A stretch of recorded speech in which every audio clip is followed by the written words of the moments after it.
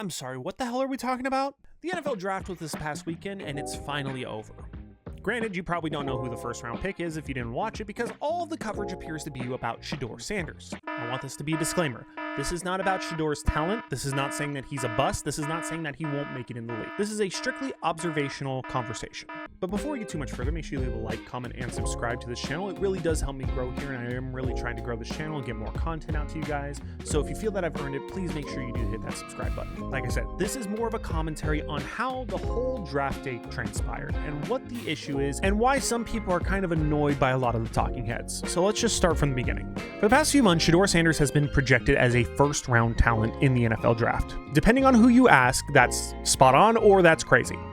Turns out it was crazy. This is not a knock on Shedeur's talent at all. It's more of a knock on how he handled the draft process. Shedeur ended up falling to the 5th round, 144th overall, which again, seems like a steal. The issue that people are having is that during the draft, the only thing that both ESPN and the NFL Network were talking about was Shedeur Sanders. Even as Cam Ward was selected, ESPN was talking about Shedeur Sanders. After the interview of Cam Ward, NFL Network started talking about Shedeur Sanders. Now look, I watch both usually every year. I like the ESPN sound when people get drafted, but I like Rich Eisen's commentary more about the league. So I like to flip back and forth. I stuck to NFL Network this year. I could not handle this man right here crying about how far Shedeur Sanders was slipping because it was so disingenuous, such fake outrage, and basically a blatant lie. Look, the NFL Network's not getting off the hook either. They kept going about Shedeur Sanders, Shedeur Sanders, Shedeur Sanders. You guys mentioned the various people texting. I woke up to a text from my mom wondering why Shedeur Sanders has not gone. I mean, that's kind of where it's reached right now. Let's focus on the kids getting drafted. Let's focus on these kids who are making their dreams come true instead of talking about a guy you want to be drafted here. I don't think that's unreasonable. I really don't. But where I had an issue and why I felt that I needed to make this video was the reaction of Mel Kiper after Shedeur was drafted. I think yelling at the NFL about it is not. There's not a quarterback. Boomer Esiason was not happy when he was a second-round pick. Tom Brady was not happy. They dropped. How'd they turn out? And you know what? My point. Nobody's arguing that can happen. Race, the NFL has been clueless for 50 years when it comes to evaluating quarterback. Clueless. No idea what they're doing in terms of evaluating quarterback. That's proof. There's proof of that. How many times say we know exactly what we're talking about with quarterback? They don't. Granted, I'm making a video here shortly. It's just taking me a little while longer of all the times Mel Kiper has been completely wrong about a player. So for him to call out and say these people can't evaluate quarterbacks, dude, you can't evaluate. You're wrong more often than not, and I'm not faulting you. You have to judge 100 and something kids every single year and write an article about it. You're going to build up in your own head what you think is correct. But at the end of the day, there's a reason you're not a GM, Mel. You can't evaluate quarterbacks, Mel. Johnny Manziel, you were all over. DeMarcus Russell, you were all over. Jimmy Clausen, you were all over. How did all three of those guys turn out, Mel? Don't worry, I'll wait.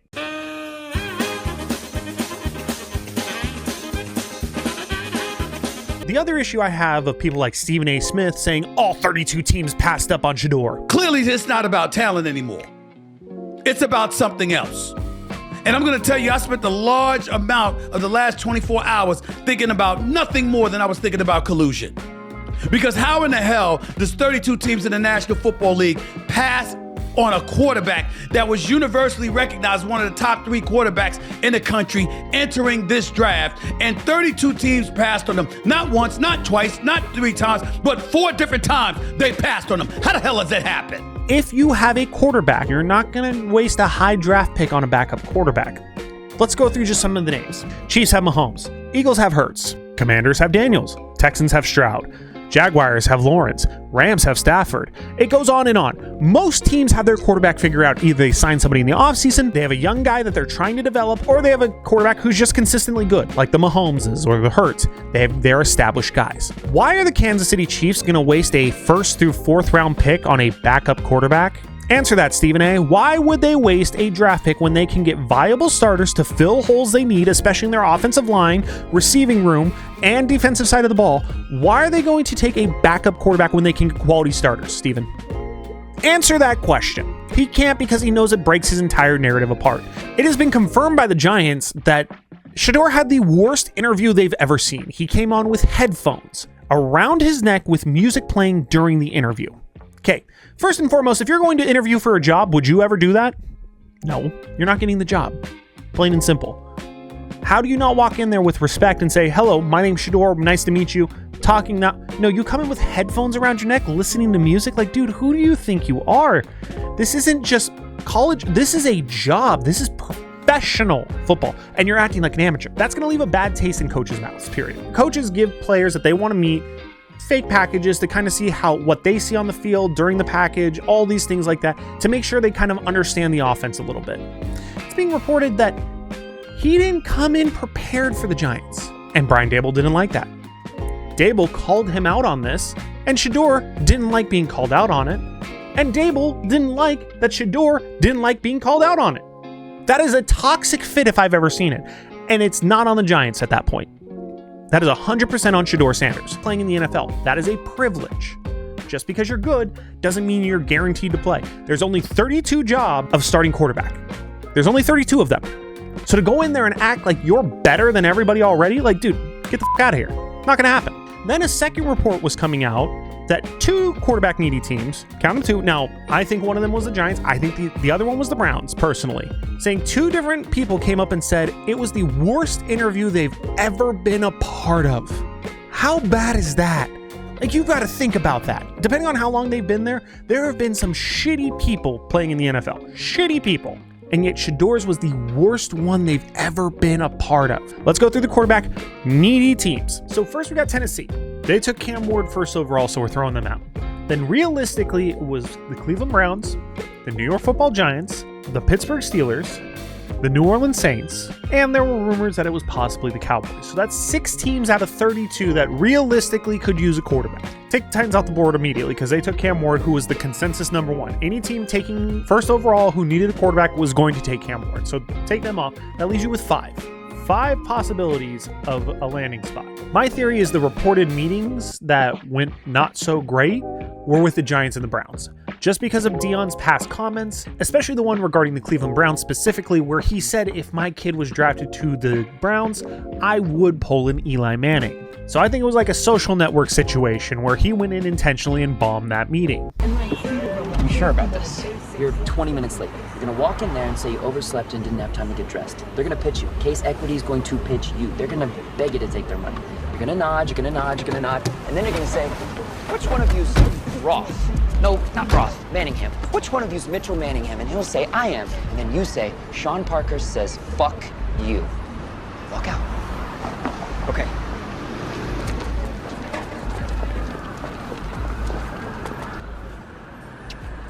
So, take those 2 off the board. You now have 3 possibilities of a landing spot. You have the Saints, you have the Steelers, and the rumors of the Cowboys. Cowboys ended up not taking him, and even Jerry Jones said they had no real fit with Shedeur. Okay, so you had 2 realistic possibilities. Your top 2 possibilities were the Saints and the Steelers. Steelers passed up on a quarterback entirely until Will Howard. I really think the Steelers thought he was going to fall to them. But the Browns somehow jumped up and made the move. Now, I don't think the Browns actually made the move. I think Jimmy Haslam, the owner, got involved and said, draft this kid. Because if you look at this footage right here, yeah. Do these look like happy men to you? No, absolutely not. That GM and coach looked like that pick was made for them. And the GM looks pissed. And the Saints took Tyler Shaw. Now, I don't want to fault anybody. I can agree. The Tyler Shaw pick, I will agree, is crazy. I would have taken Jalen Milroe if I was going to take anybody over Shedeur, but that's just me. However, they think they got their guy, and this is not a dig on Shaw at all. He seems like a cool kid. Granted, he's the last person who's ever going to be drafted from the 1900s, but whatever. Shaw, I will give you. 100%, I can agree. That was a bit of a reach. However, after the Saints already took a quarterback, your realistic only option were the Steelers at that point. During draft week, everyone was talking about the Steelers are going to come in and take Shedeur, number 21. They had a great meeting. Shedeur says he's like his. Shedeur said oh my God, why am I blanking on his name? Oh my God. Like Tom. Shedeur was saying that Tomlin was like Deion and all these things. They got played. And for one reason, the Steelers are going to try to get Aaron Rodgers. It's being reported that there is kind of like a handshake kind of deal. When Rodgers is ready, he's going to come play for the Steelers. And why I kind of like the Steelers taking Will Howard, because I think that's going to be the steal of the draft if he develops correctly. So out of the entire quarterback needy teams, none of them were going to waste a first round pick on him. None. Because because of his own actions. If you don't think that these GMs and coaches talk about interviews, especially if they're bad amongst other people, you're insane. They're probably not calling other coaches, but you don't think like some lower coaches are talking to friends of theirs? The whole NFL is connected. Coaching trees, all that. You don't think they talk? You don't think they are all like, dude, this kid has no interest. He is not, taking these meetings seriously. You don't think that's happening? So Shedeur is literally doing this to himself. The Faux outrage is ridiculous. It's absolutely ridiculous because anyone who watches football, covers football, does anything regarding football, understands how the draft works, understands that there's only one starting quarterback, understands that there's only a handful of teams that would really draft a quarterback at that position, and they knew he was going to fall. They knew it. And if they didn't, they're not insiders anymore and they should get replaced. Because if you can't see that writing on the wall, if you aren't talking to these coaches and GMs about this, and you still put Shedeur as a first-round talent, even when other people are saying he's a second to third-round talent, you're the problem. How is it a former tight end and Delaney Walker was able to call the draft back in January, down to the round Shedeur was going to? We get going. You got to hear this bet. Yeah. So I come in and he's just talking nonsense. Always. Shedeur Sanders not going to get drafted in the first round because he probably saw a tweet that said a couple scouts doesn't have him as a first round grade. That sounds like the. And I graded him. Our bet, 1,000. You graded him. What do you know about quarterback? Nothing. $1,000 bet. This dude. $1,000 bet that he goes in the top 2 rounds. If he goes beyond that, Delaney wins. What you think of that bet? I think you're going to lose $1,000. You crazy. He said Shedeur's going to slip to the 5th round. Mark my words. But this is an offensive line draft this year. A lot of old line going to go. That's going to push a lot. Line draft every year, bro. No, he not going in a good quarterback. He not going in the first round. Take the bet back. I ain't taking it back. No. I ain't taking it back. He was so confident we shook twice on that bet. Oh shit. Twice. He not going in the first round. How? Mel, you've been doing this for 20-something years. How is it a guy who's fresh out of the league understands the league better than you do? It's because you don't know what you're talking about when it came to Shedeur. He's been covering the league for so long. All these guys have been covering the league. They probably are friends with Dion, and you don't want to talk shit on your friend's son. I get it, but you've got to be real in this business. It's showing how fake every single person is who is not able to call out exactly what happened. Kyle Brown on Good Morning Football, Colin Cowherd, those are the two that I've seen today on Monday alone, calling it what it is. It's not blackballing. It's not anything ridiculous that these people want to claim. It's literally fit, need, and his attitude. The whole prank call thing, everyone was up in arms about it. Oh my God. And again, I agree it's messed up. It should not have happened. That's not cool, especially with a young kid trying to get his dreams accomplished. I get it. I agree with you wholeheartedly on that. Where's the outrage for Tyler Warren getting those same calls? Where was the outrage last year when Cooper DeJean got those calls? Who's this? Wow. It's a prank. It's a prank. It's being reported that multiple draft picks this year got those phone calls, but we're laser focused on Shedeur Sanders. Next year, I'm not watching either one because after this year, it was ridiculous. Mel Kiper should not have a job anymore. ESPN should let him go immediately. He has served his purpose. He's proving he doesn't know what he's talking about, and he's proving that his opinion being wrong is obviously a trigger for him. He was triggered that his first-round projection fell to the 5th round. That's ultimately what it is. That's why he's having that meltdown on stage. And I don't know who the guy talking to him on ESPN is, but that guy trying to calm him down and talk sense into him, and he's rejecting it entirely. He's taking this personally, which is why he should not do this anymore. If you can't just admit, hey, I got this one wrong, guys. I really like this kid, but obviously these jams aren't seeing what I'm seeing. Something to that degree, I would be like, okay, cool.